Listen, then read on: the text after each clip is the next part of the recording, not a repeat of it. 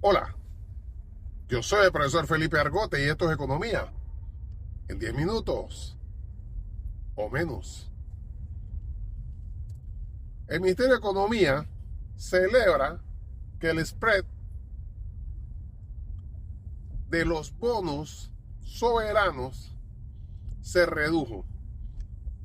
Como siempre dicen, una forma histórica. Tampoco es histórica. Tampoco era histórica cuando dijeron que la caída del déficit fiscal con relación al PIB fue histórica porque en 2021 la caída fue mayor producto de la pandemia, de la terminación de la pandemia. Igual con el déficit fiscal se olvidan de que hicieron algo de contabilidad creativa diciendo que el PIB iba a crecer 4.4 y según CEPAL creció 3.8. Recuerden que el déficit fiscal es ingreso menos egreso entre Producto Interno Bruto. Ese es el déficit fiscal, porcentaje. Y siempre sobre el Producto Interno Bruto. Igual que en educación, que el 7% sobre el PIB, y el ministro de Economía decía, ¿por qué no lo hacemos en función del presupuesto? Porque tiene que ser el PIB. Él perfectamente sabe que se mide en función del PIB, igual que el déficit fiscal, porque si no hiciera el déficit fiscal en función del presupuesto, y tendríamos un déficit de más del 20%. Ah, bueno, entonces sí usa el PIB, ¿verdad? Que es la forma correcta de calcular, igual que el porcentaje dedicado a educación. Pero no vamos a hablar de déficit fiscal, vamos a hablar de spread y de bono soberano. ¿Qué pasa? En realidad, por supuesto, el gobierno dice que es gracias a su responsabilidad fiscal y la calaca. No es cierto, porque el déficit fiscal cae grandemente, no porque cae grandemente, sino porque subió demasiado. Está ahí, pasó por encima del 7% en el 2024, así que en el 2025 cayó, pero no que está bajo, 3.8 o 3.9 o 4, que puede ser la realidad, es altísimo. Pero ellos tienen que reclamar como propio cualquier pequeño valor macroeconómico que ellos consideren positivo. Vamos a explicar esto del spread y los bonos soberanos que acaban de emitir de la forma sencilla que les explico a mis estudiantes de maestría en administración de negocios. Hay que saber que la emisión de bonos es una forma de deuda. O sea, tú puedes irte al banco a pedir plata prestada, que es lo que ha hecho el Ministerio de Economía y Finanzas todo el tiempo en este gobierno. O puedes emitir bonos. Ellos han preferido pedir plata prestada en banco privado a 2 años, porque así tienen menos tasa de interés. Si tú pides plata a 2 años, te va a dar un interés menor que si lo haces a 5, a 7 o a 10. Todos ellos se han ido a los bancos privados de Europa y de Estados Unidos. Finalmente, por primera vez emiten bonos. Mira, la reducción del spread. ¿Qué es el spread? El spread es la diferencia entre el valor o el rendimiento de un bono del Tesoro de los Estados Unidos y el rendimiento esperado por el mercado de un bono del país correspondiente, en este caso Panamá. O sea, la diferencia entre, por ejemplo, el bono del Tesoro de los Estados Unidos a 10 años pagaría 4.1. Entonces, si el spread fuera a 2, el bono de Panamá se espera que sea 6.1. Pero bajó a niveles de 1.66. ¿Por qué bajó? 3 razones fundamentales. El crecimiento espectacular de los ingresos del canal, que en el 2025 creció 14%. 14%. 2, la inexistencia de un banca central emisor, o sea que el gobierno no puede emitir balboas porque el país está dolarizado, y no es porque sea el dólar, puede ser cualquier moneda del mundo. El asunto es que no tienes máquina de imprimir, porque si tuviera máquina de imprimir, estuviera imprimiendo en la noche y ahí saldrían los diputados de PRD, RM, CD, panameñista, con cartucho de la impresora, y van a decir que si le preguntan, oye, ¿qué llevas? Ay, llevo un poco empanada, no te preocupes, y saldrían con esa con esa emisión y eso es un riesgo, por supuesto. Al no tener máquina impresora, los inversores consideran que reduce el riesgo, lo cual es cierto. Y lo tercero, y tal vez más importante, es que la Reserva Federal de los Estados Unidos bajó la tasa de interés en el 2025. Esto es importante por lo siguiente, o sea, técnicamente los bonos tienen un comportamiento inverso a la tasa de interés bancaria. Si tú, por ejemplo, piensas como inversionista, no que vas al banco y quieres una tasa baja, sino que tú tienes plata y quieres ir al banco donde hay una tasa alta que te pague interés. Si la tasa es del 4 o 5%, tú lo pones en el banco. Pero si viene el banco y baja la tasa 2 veces, tú dices, espérate, déjame ir para donde voy con esta plata. Ah, bonos. ¿Por qué? Porque el bono tiene tasa fija. Entonces tú compras bonos. Porque los bonos tienen tasa fija, no van a seguir bajando. Tú los compras a 10 años a 4,5 o 5%, te van a pagar 5% todos los años. No tienes ninguna posibilidad de que te lo reduzcan. Así que cuando la Reserva Federal baja la tasa de interés bancaria, la emisión de bonos se vuelve más apetecible para los inversionistas y por tanto el rendimiento baja, porque hay más gente comprando tomate, baja el precio del tomate. El bono es una emisión entonces para conseguir plata, que no lo emite el que quiere, sino el que puede. Porque a diferencia del banco, tú vas al banco, negocias y te dan el préstamo. En un bono tú lo emites al mercado a ver quién me lo compra. Entonces El Salvador no emite bono. Nicaragua no emite bono. Honduras no emite. ¿Por qué? Porque nadie se lo va a comprar a ningún precio. Menos El Salvador, que anda jugando con monedas virtuales, con Bitcoin, ese tipo de esquema Ponzi, pirámide, montoncito, eso es lo que están jugando. Así que ellos no emiten. Panamá, con este gobierno, nunca emitió bono. Todo este periodo no emitió un solo bono. ¿Por qué? Porque tenía miedo de que la gente sí se lo va a comprar. No es que no se lo compre, pero muy caro. Demasiado caro. ¿Por qué? Porque la última emisión que hizo Héctor, el ministro de Economía anterior, pagó más del 8% de cupón, que el cupón es la tasa de interés.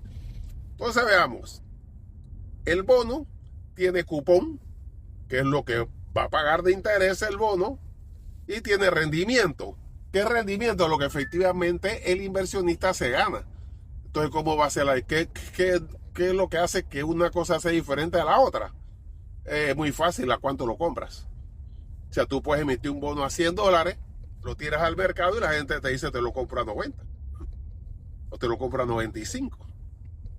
Entonces imagínate, si fuera un año y tienes un rendimiento de un cupón de 5, pero tú lo compras en 95 y vale 100, entonces en un año tienes un rendimiento de 10% ese año.